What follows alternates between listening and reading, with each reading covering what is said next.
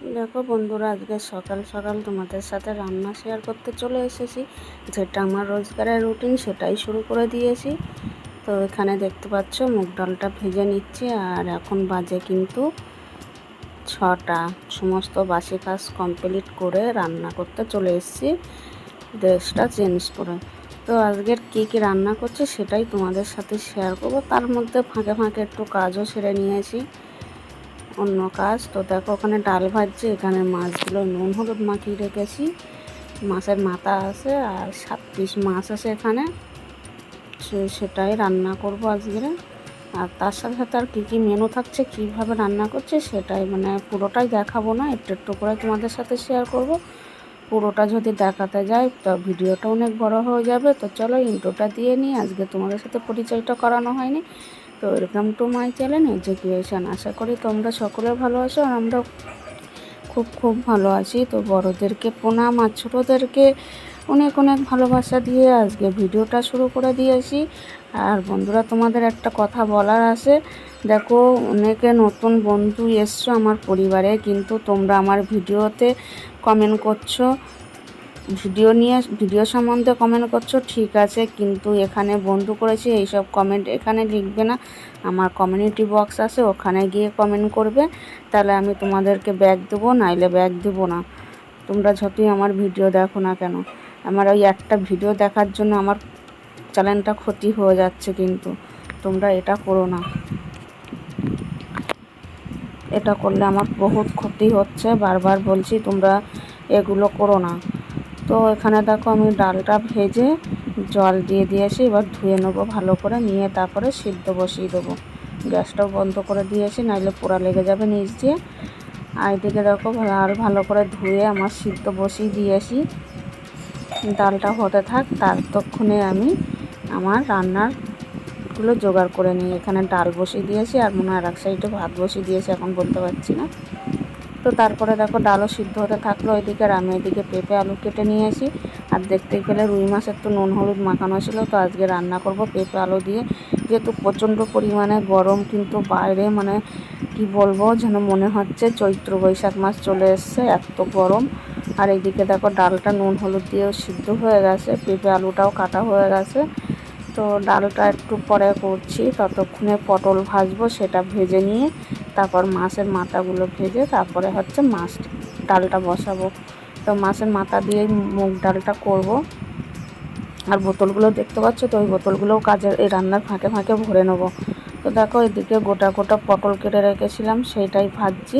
আর গোটা পটল ভাজা খেতে না খুবই ভালো লাগে, 2 মাথা চিড়ে নিয়েছি। আর এদিকে দেখো ভাতটাও হয়ে গেছে, ভাতটাও নামিয়ে নেব। আর সকালবেলা বন্ধুরা এত তাড়াহুড়ো থাকে না, পুরো রেসিপিটা যে তোমাদের সাথে শেয়ার করবো সেটার যেন তো হয় না। বরমশাই বেরাবে, ছেলে স্কুলে যাবে, আর এই সকালবেলাটাই রান্নাটা আমার খুবই তাড়াহুড়ো থাকে। কারোর ভিডিও আমি ঠিকভাবে দেখতে পারি না, চালিয়ে রাখি, শেষ হয়ে গেলে কমেন্ট করি। আর এখানে দেখো পেঁয়াজ টমেটো কাঁচা লঙ্কা সব চিড়ে নিয়েছি, এগুলো কুচিয়ে নিয়েছি। আর মাছটা তো দেখলাম আগে, নুন হলুদ মাখিয়ে রেখেছিলাম। আর এগুলো দেখো শুকনো লঙ্কা তেজপাতা নিয়ে নিয়েছি, ডালটা ফোড়নে দেব, ডালের জন্য লাগবে এগুলো। পটল ভাজা হয়ে গেলে তারপর মাছের মাথাটা ভেজে তারপরে ডালটা বসাবো। কিন্তু ডাল হয়ে এক সাইডে ডাল হচ্ছে কড়াইতে, দেখো তোমাদের সাথে ওটা শেয়ার করিনি। আর এদিকে এক সাইডে মাছ বসিয়ে দিয়েছি কড়াইতে। বুঝতেই পারছো কতটা তাড়াহুড়োতে রান্না করতে হয়। আর এর মধ্যে কিন্তু আজকে ডালের মধ্যে কিন্তু আমি আজকে অনেক কিছু দিয়েছি, পেঁয়াজ টমেটো রসুন বাটা, একটু আদা বাটা, লঙ্কা বাটা, সব কিছুই দিয়েছি। দিয়ে আজকে মাছের মাথা দিয়ে ডালটা বানালাম, দারুণ হয়েছিল খেতে। শুকনো লঙ্কা তেজপাতা জিরে গোটা গরম মশলা ফোড়নে দিয়েছিলাম, তোমাদের বলেই দিলাম কি কি করেছি। আর লাস্টে নামানোর আগে আগে একটু সামান্য চিনি ফেলেছিলাম, আর ফেলেছিলাম গরম মশলার গুঁড়ো, আর দিয়েছিলাম ভাজা মশলা করেছিল, জিরের গুঁড়ো, ধনের গুঁড়ো আর শুকনো লঙ্কা, এইগুলো সব ভেজে বাটা ছিল, সেই গুঁড়োগুলো দিয়েছিলাম একটু। আর এইদিকে দেখো মাছ ভাজা হচ্ছে, এই মাছ দিয়ে পেঁপে আলু দিয়ে হালকা পাতলা ঝোল, দারুণ লাগে খেতেই গরমের দিনে। এরকম যদি তরকারি থাকে না, এত থালা ভাত নিমিষে শেষ হয়ে যায়, জানো তো। তো দেখো মাছগুলো কিন্তু আমার ভাজা হয়ে গেছে। আর এখানে দেখতে পাচ্ছ আমার তেল কিন্তু তরকারিতে অনেকটাই বেশি হয়ে গেছে, মানে আমি বুঝতে পারিনি। তার তেলটা আমি তুলে নেবো, জানো তো। তুলে একটা বাটিতে করে রেখে দেবো।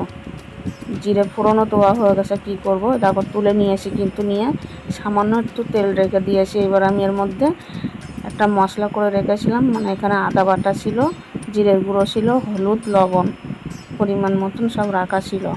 ওই মশলাটাই দিয়ে দিলাম এখানে। আর ফোড়নে তো গোটা জিরে দিয়েছিলাম, কাঁচা লঙ্কা ফোড়নে দিয়েছিলাম।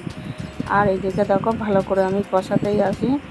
যত সময় না তেল ছাড়বে কষাতে কষাতে, তত সময় কিন্তু আমি এই তরকারিটা কষাতে থাকবো। কষানোর উপরেই কিন্তু তরকারির টেস্টটা হয়, আমি বারবার বলি।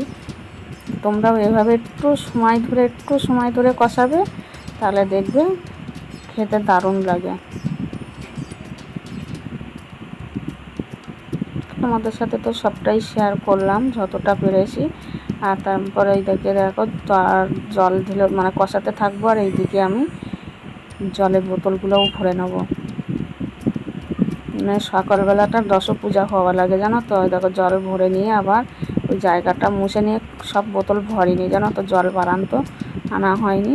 আর এইদিকে দেখো তরকারিটাও আমার হয়ে গেছে, মানে জল দিয়ে আমি তারপরে ঢাকা দিয়ে রান্নাটা করেছিলাম, সেটা শেয়ার করতে পারিনি। তো আজকে ভিডিওটা এইটুকু। তোমাদের ভালো লাগলে লাইক কমেন্ট শেয়ার করে দিও। আজকের মতন টাটা, বাই বাই, সবাই ভালো থাকবে।